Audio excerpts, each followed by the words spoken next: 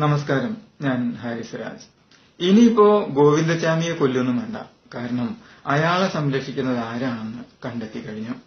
കേരളത്തിലുള്ള പല മാഫിയകളെയും പോലെ വളരെ സജീവമായി പ്രവർത്തിക്കുന്ന ഒരു മാഫിയ തന്നെയാണ് ഭിക്ഷാടന മാഫിയ. ഒരുപക്ഷെ കേരളത്തിലെ ഏറ്റവും പഴക്കം ചെന്ന മാഫിയ. കേൾക്കുമ്പോ തമാശയാണെന്ന് തോന്നാമെങ്കിലും ഇവരുടെ ആസ്തിയെപ്പറ്റിയും വരുമാനത്തെപ്പറ്റിയും ഒക്കെ കേട്ടാൽ ആരും നമ്പരന്നു പോകും. കേരളത്തിൽ മാത്രം കുട്ടികളും മുതിർന്നവരും രോഗികളും അല്ലാത്തവരുമൊക്കെയായി 10,000-ലധികം പേരാണ് ഭിക്ഷയെടുക്കുന്നത്. ഇവരിൽ ഓരോരുത്തർക്കും ദിവസവും 500-ഉം 600-ഉം 800-ഉം ഒക്കെയാണ് കളക്ഷനായിട്ട് കിട്ടുന്നത്. 10,000 പേർക്ക് 500 രൂപ വെച്ച് മാത്രം കണക്ക് കൂട്ടി നോക്കിയാൽ ഇവരുടെ മൊത്തം കളക്ഷൻ ഏകദേശം 50 ലക്ഷം രൂപയാണെന്ന് കാണാം. ഇതാണ് ഈ മാഫിയയുടെ ദിവസ വരുമാനം. അതായത് പ്രതിമാസം ടാക്സ് അടയ്ക്കേണ്ടതില്ലാത്ത 15 കോടി രൂപയുടെ കളക്ഷൻ. ഇവരുടെ തൃശൂർ എറണാകുളം ഏരിയ ഇൻചാർജാണ് ഗോവിന്ദച്ചാമി. ഇയാളുടെ ഡ്യൂട്ടി ഈ ഏരിയയിലുള്ള പുണ്യസ്ഥലങ്ങളിലും ആരാധനാലയങ്ങളിലും ബസ് സ്റ്റാൻഡിലും റെയിൽവേ സ്റ്റേഷനിലും അതുപോലുള്ള സ്ഥലങ്ങളിലുമൊക്കെ ഭിക്ഷാടനത്തിനായി കുഷ്ഠരോഗികളെയും അതുപോലെ കയ്യും കാലും ഒക്കെ തല്ലിയൊടിച്ച് വികൃതമാക്കിയ കുട്ടികളെയും മുഖത്തും ശരീരഭാഗങ്ങളിലുമൊക്കെ ആസിഡ് ഒഴിച്ച് പൊള്ളിച്ച സ്ത്രീകളെയും മറ്റും കൊണ്ടുവന്നിരുത്തുക.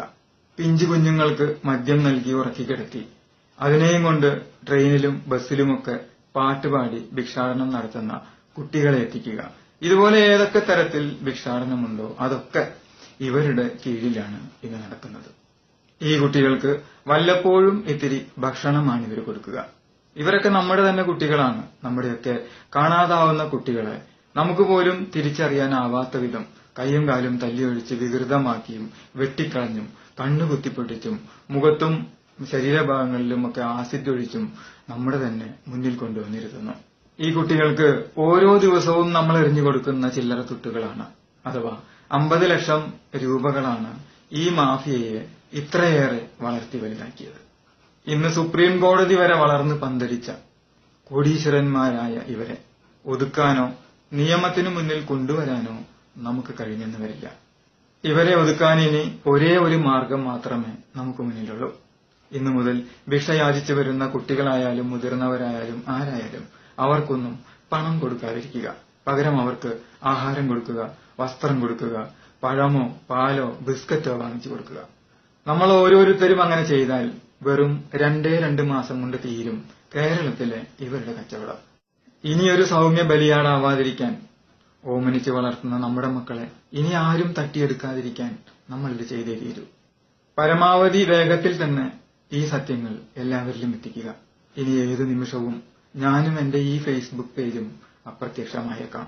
എന്റെ ഈ വാക്ക് കേൾക്കുന്ന ഓരോ മനുഷ്യസ്നേഹിയും ഇത് ഷെയർ ചെയ്യുമെന്ന പ്രതീക്ഷയോടെ ഭിക്ഷയെടുക്കുന്ന എന്റെ കുഞ്ഞനിയന്മാർക്കും അനിയത്തിമാർക്കുമായി ഞാനിത് സമർപ്പിക്കുന്നു. ഒരുപക്ഷെ നാളെ ഞാനില്ലെങ്കിൽ പോലും അവരെ അടിമകളാക്കി വെച്ചവരിൽ നിന്നും രക്ഷിക്കാനായി നമ്മൾ ഓരോരുത്തരും ഒരു വിരൽ അനക്കാനെങ്കിലും ശ്രമിക്കണമെന്ന വിനീതമായ അപേക്ഷയോടെ എല്ലാവർക്കും നന്ദി. ഹാരിസ് രാജ്.